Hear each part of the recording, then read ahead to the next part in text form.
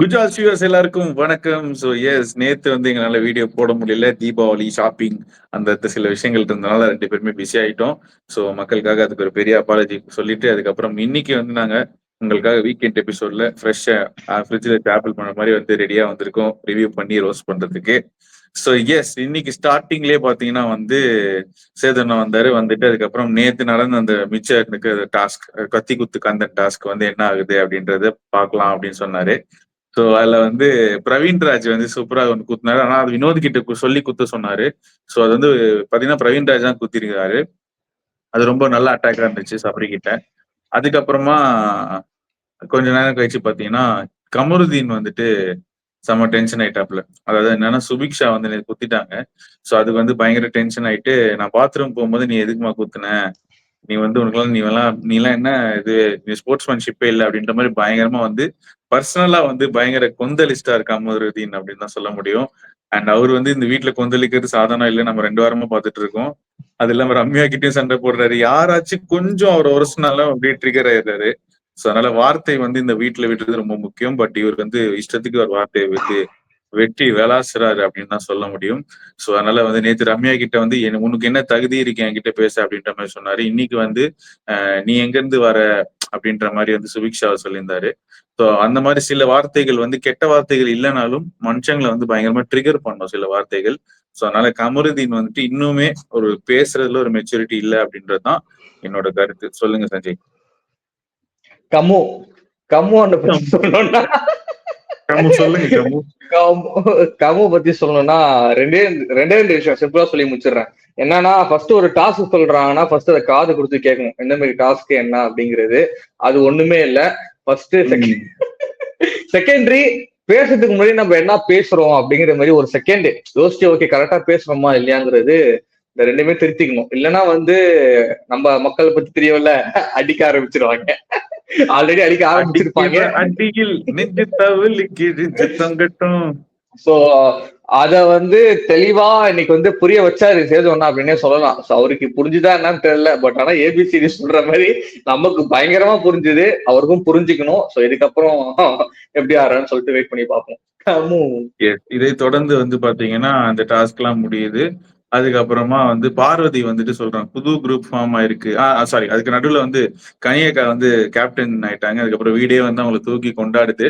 ஏதோ வந்து கஷ்டப்பட்டு பயங்கரமா ஒரு வருஷம் ஃபுல்லா எலெக்ஷன்ல நின்று கேம்பெயின் பண்ணி ஜெயிச்ச அரசியல்வாதி கூட அவ்வளவு கொண்டாட மாட்டான். பட் ஆனா இவங்க வந்து வீடே ஃபுல்லா தூக்கி வந்து பயங்கரமா கொண்டாடிட்டாங்க. ஸோ அதுலயே தெரியுது கனியக்காவின் என்ன சொல்றது, கனியக்காவின் அடிமைகளா இல்ல கனியக்காவின் சிஷ்ய பிள்ளைகளான்னு தெரியல எல்லாருமே பிக் பாஸ் ஹவுஸ்ல இருக்கவங்க.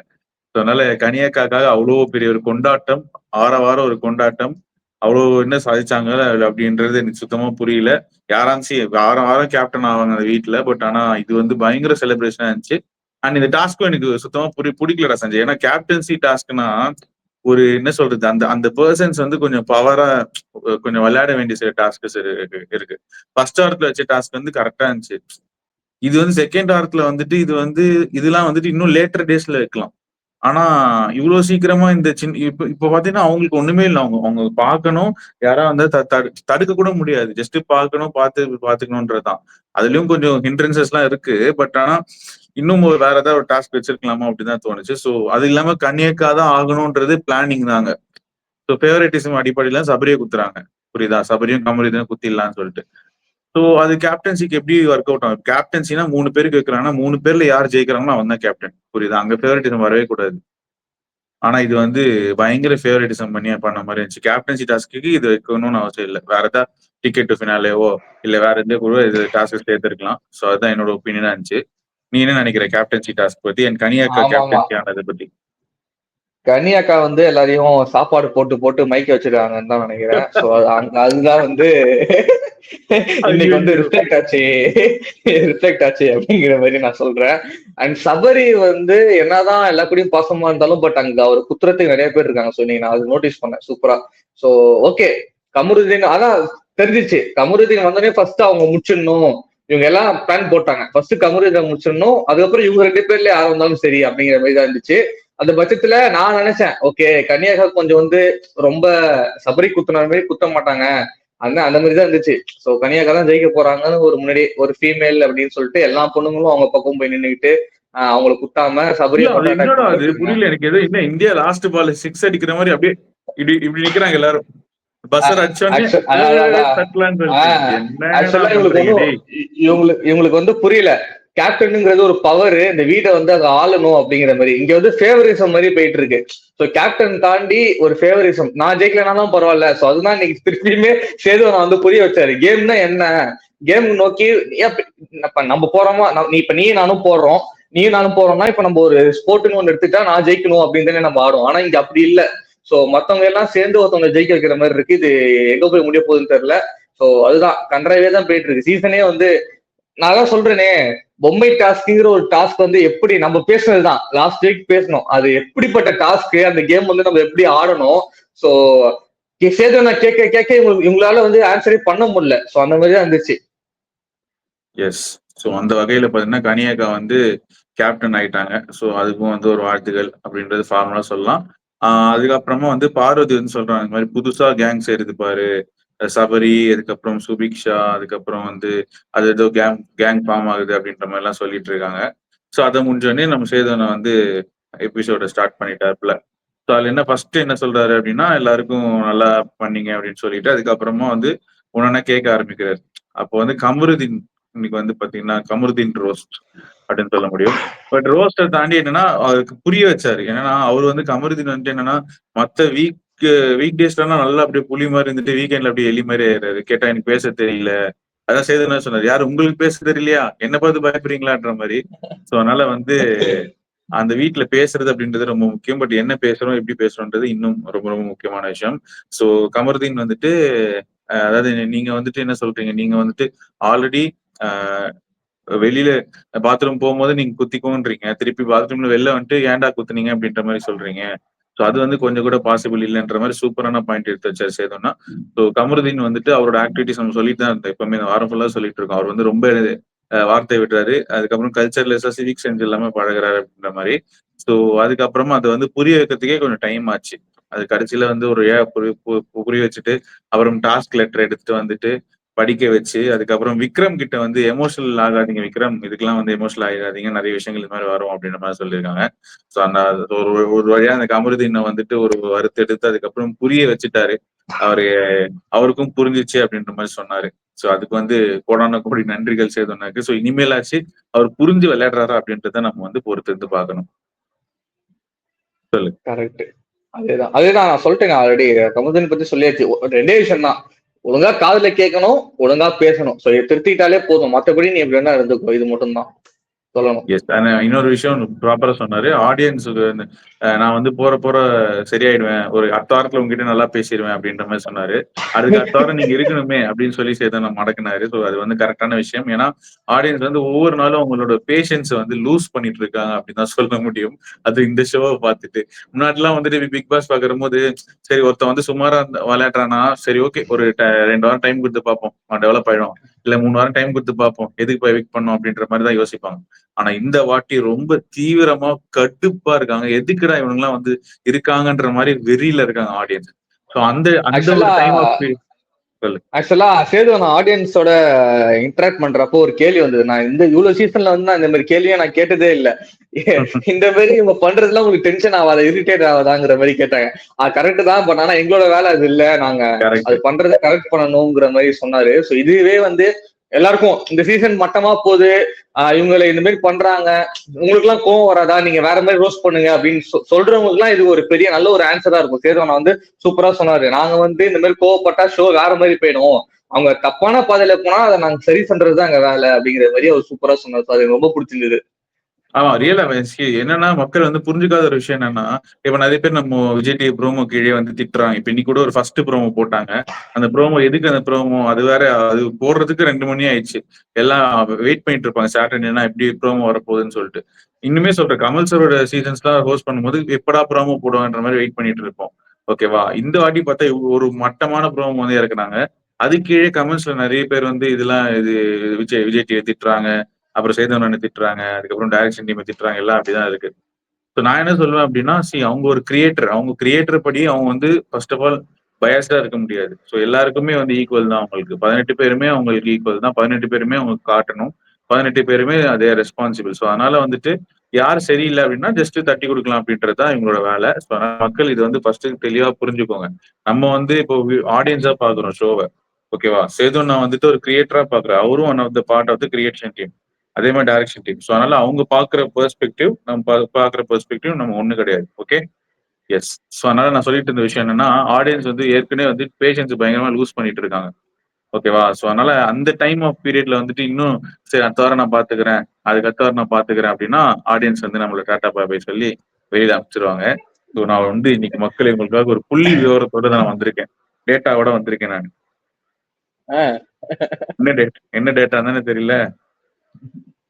அதாவது பாத்தீங்கன்னா பிக் பாஸோட வீக்லி ரேட்டிங் டிஆர்பி ரேட்டிங் வந்து வாரம் தேர்ஸ்டே வரும் நமக்கு பார்க் அப்படின்ற ஒரு விஷயத்துல. ஸோ அதனால வந்து இப்போ என்டேமோல் ஷைன் இந்தியாவே பாத்தீங்கன்னா அவங்க சோசியல் மீடியால போட்ட ஒரு போஸ்ட் தான் வந்து பாத்தீங்கன்னா பயங்கரமா இப்போ வந்து வைரல் ஆக ஆரம்பிச்சிருக்கு. அதாவது என்னன்னா இந்த வாட்டி தான் பாத்தீங்கன்னா யூஸ்வலா பிக் பாஸ் எப்படி நடக்கும்னா வேற ஒரு லாங்குவேஜ்ல ஒரு டைம்ல நடக்கும். அதுக்கப்புறம் 2 மந்த்ஸ் 3 மந்த்ஸ் கழிச்சு இங்க தமிழ்ல ஆரம்பிப்பாங்க. அதுக்கப்புறம் ஒரு கன்னடால ஆரம்பிப்பாங்க, மலையாளம்ல ஆரம்பிப்பாங்கன்ற மாதிரி மாறி மாறி வரும். பட் அது ஃபர்ஸ்ட் டைம் என்ன அப்படின்னா கிட்டத்தட்ட ஒரு 5 லாங்குவேஜஸ்லயும் சைமல்டேனியஸ்லி ரன்னிங்கா இருக்கிற ஒரே ஷோ வந்து பிக் பாஸ். ஓகேவா? ஸோ அவங்க வந்து ஒரு ரேட்டிங் டிஆர்பி ரேட்டிங் போட்டிருக்காங்க, வீக்லி ரேட்டிங். ஸோ வீக்லி ரேட்டிங்ல பாத்தீங்கன்னா ஃபர்ஸ்ட் பிளேஸ் வந்து என்னன்னா அது நான் அப்புறமா சொல்றேன். ஸோ லாஸ்ட் பொசிஷன்ல இருந்து வந்துடலாம். ஸோ லாஸ்ட் வந்து பாத்தீங்கன்னா பிக் பாஸ் ஹிந்தி. ஸோ அது வந்து 1.8 பாயிண்ட் வாங்கியிருக்கு. ஸோ பிக் பாஸ் ஹிந்திக்கு வந்து பாத்தீங்கன்னா ஓடிடில ஜாஸ்தி ஆடியன்ஸ் இருக்காங்களாம். ஓகேவா? ஸோ அதனால வந்து டிவி வந்து அது கம்மியா இருந்தாலும் பிரச்சனை இல்லைன்ற மாதிரி அவங்க சொல்லியிருக்காங்க. ஸோ 1.8 வந்து டிவில வாங்கியிருக்கு. அதாவது அதுதான் லீஸ்ட். செகண்ட் லீஸ்ட் அதாவது அதுக்கு மேல ஒரு ஸ்டெப் இருக்கிறது பாத்தீங்கன்னா நம்ம Tamil Bigg Boss season 9. Okay. So அது வந்து பாத்தீங்கன்னா 5.61 பாயிண்ட்ஸ்ல இருக்கு. அதுக்கப்புறம் அடுத்தது பாத்தீங்கன்னா கன்னடா பிக் பாஸ் இருக்கு. அது வந்து 10.9 பாயிண்ட்ஸ். அதுக்கப்புறம் அதுக்கு மேல வந்து தெலுங்கு. ஸோ தெலுங்குல வந்து பாத்தீங்கன்னா 11.1 பாயிண்ட்ஸ். ஹையஸ்டா ஃபர்ஸ்ட் பிளேஸ்ல இது நானே எக்ஸ்பெக்ட் பண்ணல, யாருமே எக்ஸ்பெக்ட் பண்ணிருக்க மாட்டாங்க. பட் ஹையஸ்டா ஃபர்ஸ்ட் பிளேஸ்ல இருக்குது மலையாளம் பிக் பாஸ் 12.1. ஸோ அதாவது என்னன்னா ஒரு கண்டென்ட் வந்துட்டு இப்போ எல்லாருமே அதே சேம் தான். இப்போ எல்லாருமே என்டேமோல் ஷைன் தான் ப்ரொடியூஸ் பண்ணுது. அதே மாதிரி க்ரூ மெம்பர்ஸ் தான் ஒர்க் பண்றாங்க. ஓகேவா? பட் எங்க மாற்றம் ஏற்படுது அப்படின்னா கண்டஸ்டன்ஸ் சாய்ஸ்லயும் சரி அவங்க பண்ற பெர்ஃபார்மன்ஸ்ல தான் இந்த ஷோவே ரன் ஆகுதுன்றது நமக்கு தெரியும். இப்ப எல்லா பிக் பாஸ்லயும் சேம் டாஸ்க் இருக்கும், என்டியூரன்ஸ் டாஸ்க் இருக்கும், பேசுற டாஸ்க் இருக்கும், எல்லாமே இருக்கும். பட் அது வந்து எப்படி கொண்டு போறாங்க அப்படின்றதுதான் முக்கியம். ஸோ அதுதான் வந்து நம்ம தமிழ்ல வந்து கண்டஸ்டன்ஸ் வந்து இன்னும் கொஞ்சம் க்ரூம் ஆகணும். இவங்க சொல்றாங்க இன்டர்வியூலாம் வச்சு சொல்லிட்டு. பட் ஆனா இன்னும் அவங்களுக்கு வந்து கண்டென்ட் கொடுக்க தெரியல. இல்லைன்னா வந்து ஒரு ஒரு டாஸ்கை சரியா கொண்டு போக தெரியல, விளையாட தெரியல. அதுலயே குரூப்பிசம் வருதுன்ற மாதிரி இருக்கு. ஸோ இதெல்லாம் பார்த்தா மக்கள் வந்து வெறுத்துருவாங்க. ஏன்னா இது வந்து சீசன் 9. ஸோ சீசன் 9 அப்படின்றப்போ எவ்வளோ எக்ஸ்பெக்டேஷன்ஸ் இருந்திருக்கும்ல, அதுதான் டிசப்பாயின்மெண்டா மாறுது. ஒரு விஷயம் எக்ஸ்பெக்ட் பண்ணி நம்ம வரப்போது அது இல்லைன்னா டிசப்பாயின்மெண்ட்டும் வருது. அதனால மக்களே கொஞ்சம் பொறுமையா இருங்க, பார்ப்போம் ஷோ எப்படி போகுது. அதுக்கேற்ற மாதிரி உங்களோட சப்போர்ட்டும் நீங்க வந்து கொடுத்துட்டே இருங்க. ஓகேவா? எஸ். இதை தொடர்ந்து அடுத்து என்னாச்சு சொல்லு. Nomination pass. சொல்லுங்க. இந்த கேம் வந்து எல்லா கிட்டயுமே கேக்குறாங்க. இந்த கேம் வந்து எப்படி ஆடுனீங்க என்னன்னு கேட்கும் பொழுது யாருக்கிட்டயுமே ஆன்சர் இல்ல. அவர் சொல்றாரு, அழகா புரிய வைக்கிறார் சேதுவண்ணா.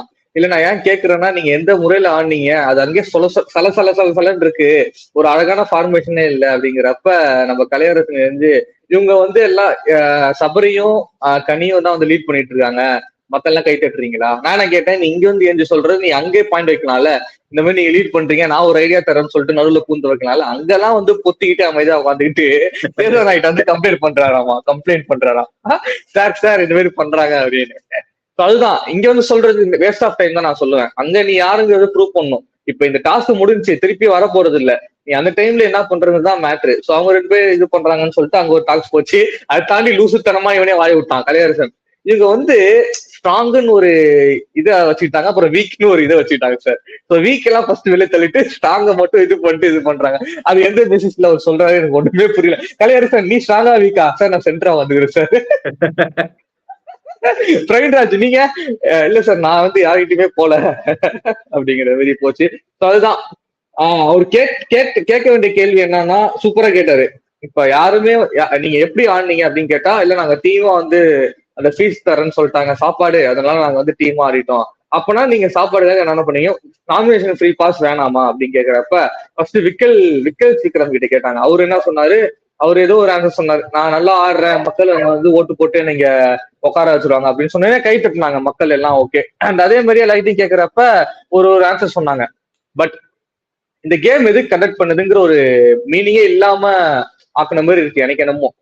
ஏன்னா இப்ப ஒரு கேம், ஒரு ஃப்ரீ நாமினேஷன் பாஸ்னா வந்து இருக்கிற 20 பேருமே அதை நோக்கி ஓடணும். இப்ப நான் உனக்கு விட்டு கொடுக்குறேன், நீ எனக்கு விட்டு கொடுக்குறேன்னா அப்ப நீ அங்க பர்சனாலிட்டியா நீ தனியா என்ன பண்றங்கிறது இப்ப தெரியாம போயிடுச்சுல. இப்ப ஆக்சுவலி கனியாக்கான்றாங்க. நாமினேஷன் பாஸ் வந்து எந்த வாரம் வேணா யூஸ் பண்ணலாம் தானே, அவங்களோட அட்வான்டேஜ் பொறுத்து தானே. இல்ல இல்ல அடுத்த வாரம் யூஸ் பண்றது நீ, ஏன்னா அடுத்த வாரம் வீக்லி யூஸ் வீக்லி ஒண்ணு பண்றதுக்கா? வரும்ல. ஓகே உம் ஓகே ஓகே. உம். எஸ்.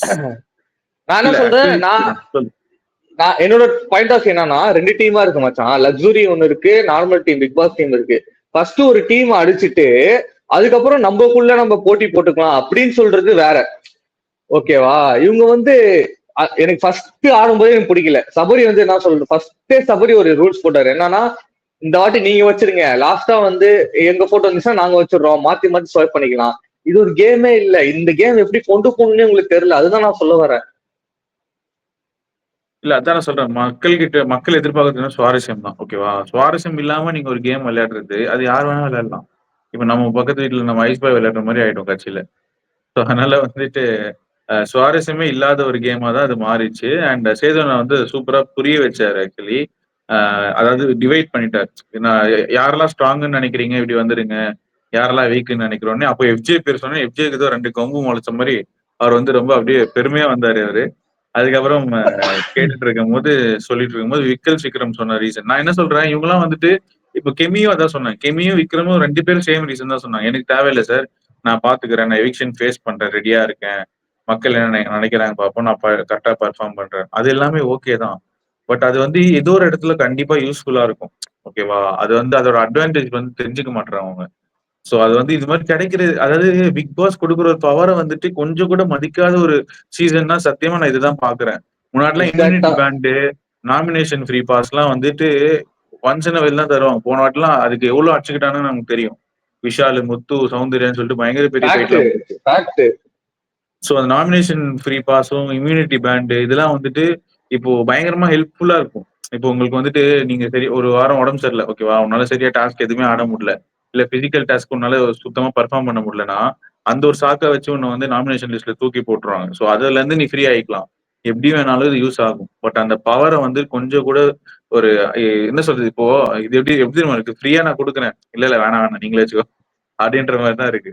சோ அது என்ன இல்ல, ஒரு எம்மிக்கெல்லாம் வந்து சரியான ஸ்போர்ட்ஸ் மேன்டா. இவங்க வந்து இந்த ஸ்போர்ட்டை யூட்டிலைஸ் பண்ணி அதை வாங்கி ஒரு பேர் எடுக்கலாம்டா.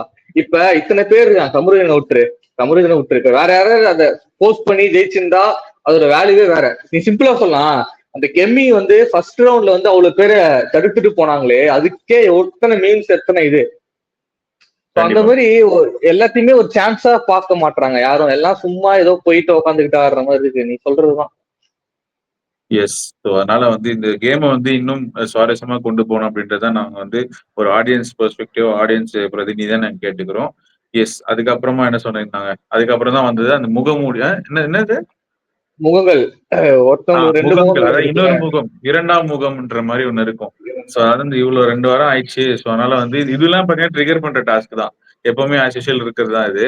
சோ அதனால வந்துட்டு யார் இப்போ வந்து ஃபேக்கா இன்னொரு முகத்தை வச்சிருக்காங்க அப்படின்றத எக்ஸ்போஸ் பண்ண சொன்னாங்க. அதுல ஹையஸ்ட் ஓட்ஸ் கிடைச்சது சபரிக்கு தான். ஸோ சபரி, அதுக்கப்புறம் பார்வதிக்கு ஒரு 3 ஓட்டு, அதுக்கப்புறமா வந்து கனி கனியக்கா. கனிக்கு ஒரு 3 ஓட்டு, அதுக்கப்புறம் ரம்யாக்கும் 2 ஓட்டு. So sorry. ஸோ அதனால வந்துட்டு அந்த முகமூடி டாஸ்க், ஸோ அதான் 2ஆம் முகம் டாஸ்க் அப்படின்னு வச்சுக்கலாம். ஓகேவா? ஸோ அதுல என்னன்னா சபரி வந்து எக்ஸ்பெக்டே பண்ணிருக்க மாட்டாரு போல, சபரி இவ்வளவு பேர் சொல்லுவாங்கன்னு சொல்லிட்டு. சபரி ஃபேஸ்ல ஒரே ரியாக்ஷன் தான் அப்படின்ற மாதிரி இருந்தாரு, ஃப்ரீஸ் ஆயிட்டாரு அப்படியே. ஸோ அதுல என்னன்னா கனி கூட சபரி சொல்லிட்டாங்க, அதான் சபரிக்கு பொறுத்தவங்களே. ஸோ அதனால வந்துட்டு சபரி வந்துட்டு ஆல்மோஸ்ட் இப்ப நம்மளே போன வாட்டி பேசினது தான். என்னன்னா சபரி வந்துட்டு அவரோட கோவத்தை எல்லாத்தையும் கட்டுப்படுத்திட்டு ஒரு நல்ல ஃபேஸ் காட்டும் அப்படின்ற மாதிரி தான் காட்டுறாரு. ஓகேவா? இன்னும் அவரோட கோவத்தை வந்து நம்ம பார்க்கவே இல்லை. இப்ப திவாகர் எல்லாம் பாத்தீங்கன்னா திடீர்னு இருந்தாலும் ஏதோ கத்துவாரு, திடீர்னு இது மாதிரி பண்ணுவாரு, இது மாதிரி பண்ணிட்டு இருப்பாரு. சோ அவர் வந்து அவர் இயல்பா தான் இருக்காரு அவரு. வெளியில எப்படி இருந்தாரோ அதே மாதிரி தான் உள்ள இருக்காரு. ஆனா சபரி வந்து ஒரு பெரிய ஒரு மாஸ்க் போட்டு இருக்கும் போது தான் எனக்கு தோணுச்சு. ஸோ அந்த டாஸ்க்ல சபரிக்கு ஒரு நல்ல விஷயம் தான். ஏன்னா அவருக்குமே ஒரு விஷயம் தெரிஞ்சிருக்கும். மக்களுக்கும் அவரோட ஒரு இமேஜ் எக்ஸ்போஸ் ஆயிருக்கு அப்படின்னு தான் சொல்ல முடியும். அண்ட் நம்ம அக்கா பார்வதி அக்கா விஜய் பாரு வந்து அவங்க எப்பல இருந்தோ அப்படிதான் இருக்காங்க அப்படின்றது நமக்கு நல்லாவே தெரியும். அவங்க ஸ்டார்டிங்ல இருந்தே அப்படிதான் இருக்காங்கன்றது நமக்கு நல்லா தெரியும். அதுல விக்ரம் தலைவா அவன் எடுத்து வச்ச பாயிண்ட் தான் வந்து செம்மையா அப்படியே மூஞ்சிலே ஒரு ஸ்டாம்ப் வச்ச மாதிரி இருந்துச்சு. ஸோ திவாகர் அண்ணேன்னு சொல்லிட்டு பின்னாடி சுத்திட்டு கடைசியில ஒரு ரேம்ப் வாக்ல கூட வந்து அவர் வேணாம் எனக்கு வந்து பிரசன்டபிளா தோணல நான் வேற செலக்ட் பண்ணிக்கிறேன்னு சொல்லி கமருதீன் கூட ரேம்ப் வாக் பண்ணியிருந்தாரு. So that shows how much என்ன சொல்றது. அப்போ ஒரு சுச்சுவேஷன்ல நீ வந்து அவர் இறக்கி விட்டுட்டல. ஸோ அது வந்து ஒரு பெரிய ஒரு இதுதான். ஸோ அப்ப எதுக்கு நீ வந்து அண்ணன்ற அந்த பாச கார்டை வந்து எமோஷனல் கார்டு எதுக்கு நீ எடுக்கிற அப்படின்றத எனக்கு ஒரு கேள்வியா வைக்கிறேன். ஸோ எஸ் கரெக்டா தான் வந்து ஜட்மெண்ட் படி சூப்பரா சொல்லியிருந்தாங்க. ஸோ சபரியும் பார்வதியும் தான் எனக்கு தெரிஞ்சு. அதுக்கப்புறம் கனியும் ரம்யான்னு தெரியல. ரம்யா வந்துட்டு அவங்க அவங்க வந்து ரம்யா எனக்கு நேச்சுரலா இருக்க மாதிரி தான் தெரியுது. ஏன்னா அவங்க திடீர்னு கத்துறாங்க நல்லா அதுமே கத்துறாங்க. ஸோ அதெல்லாம் தெரியல. பட் ஆனா அஃப்கோர்ஸ் பார்வதிக்கு ஒரு சகுனி ஒரு சைடு இருக்கு. திருவி திருவி விட்ற ப்ரொவோக் பண்ற சைடு இருக்கு. அட் த சேம் டைம் ஒரு எமோஷனல் பாண்டிங் அப்படின்ற ஒரு வலையில சிக்க வைக்கிறதுக்கான டாக்டிக்ஸும் அவங்க யூஸ் பண்றாங்க. ஸோ இவங்க 2 பேரும் தான் வந்து அந்த முகமூடி போட்டு இருக்கும் நபர்கள். எஸ். ஸோ இது முடிச்ச உடனே பாத்தீங்கன்னா சேதன் வந்து நாளை உங்களை சந்திக்கிறேன் அப்படின்னு சொல்லி போயிட்டாரு. ஸோ இன்னைக்கு எபிசோட்ல வந்து பெருசா நம்ம நினைச்ச அளவுல ஒரு எல்லாரும் ரோஸ் பண்ணுவார் அப்படின்ற மாதிரிலாம் ஒண்ணும் இல்லை. ஆனா இந்த எபிசோட நல்லா நடந்துச்சு. 2-3 விஷயங்கள் நான் நோட் பண்ணேன். ஃபர்ஸ்ட் என்ன அப்படின்னா நம்ம கானா வினோத்தோட ஒரு கானா சாங் வச்சுதான் ஆரம்பிச்சாங்க. ஸோ அது வந்து சூப்பரா இருந்துச்சு. அண்ட் அதுக்கு நடுவுலயே திவாகர் வந்து டான்ஸ் ஆடுற மாதிரி யாருக்கு நீ ஹாய் சொல்ற உட்காரு அப்படின்னு சொன்னோடனே ஆடியன்ஸ் கிளாப் சிஸ்டமா அள்ளுது. ஸோ அந்த காம்போ நம்ம சொல்லிட்டு இருந்தோம். அது வந்து எப்பவுமே அது வந்து ஆடியன்ஸ் நோட் பண்ணி ரெசிப்ரோகேட் பண்ணிட்டாங்க. இன்னொரு நல்ல விஷயம் வந்து துஷார் ஒரு பாயிண்ட் சொன்னார். துஷார் ஒரு பாயிண்ட் சொல்லும் போது என்ன வந்து வெளில இருக்கும்போது புலியா பாக்குறாங்க, கிட்ட வரும்போது எலியா பாக்குறான்றப்போ அப்ப சேதன் ஒண்ணு என்ன சொன்னாரு, எலியா பாக்குறதும் புலியா பாக்குறதும் நம்ம கொடுக்குற ஸ்பேஸ்ல தான் இருக்கு. அதெல்லாம் உங்களுக்கு சொன்னா புரியாது உட்காருங்க அப்படின்னு சொல்லிட்டாரு. அப்போ ஆடியன்ஸ் வந்து பயங்கரமா கை தட்டினாங்க. ஸோ எஸ் சேதன்னா எல்லாத்தையும் பார்த்துட்டு தான் இருக்காரு. ஓகே. ஸோ மக்களே நீங்களே பாத்தீங்க இதுதான் ஷோ இன்னைக்கு. ஸோ இது தொடர்ந்து நாளைக்கு எப்படி இருக்கும், நாளைக்கு ஃபர்ஸ்ட் சாரி செகண்ட் எவிக்ஷன் ஏற்படலாம். அண்ட் அப்சரா நம்ம கெஸ் பண்ண மாதிரி அப்சரா தான் நாங்க எங்களோட ப்ரெடிக்ஷன். ஸோ நாளைக்கு வந்து உங்களுக்கு யார் அப்படின்றத நாங்க ரிவீல் பண்ணி அதுக்கப்புறம் சொல்றோம். நீங்களும் ஷோ பார்த்துருப்பீங்க. ஸோ ஷோ பார்த்து உங்களோட சஜஷன்ஸ் கமெண்ட்ஸ் எல்லாமே சொல்லுங்க. So thank you for the support. இன்னைக்கு கடையை சாத்திட்டு நாளைக்கு உங்களுக்காக வரும் சண்டே எபிசோட்ல தீபாவளி செலிப்ரேஷன் எபிசோட்ல உங்களுக்கு மீண்டும் சந்திக்கிறோம். பாய்.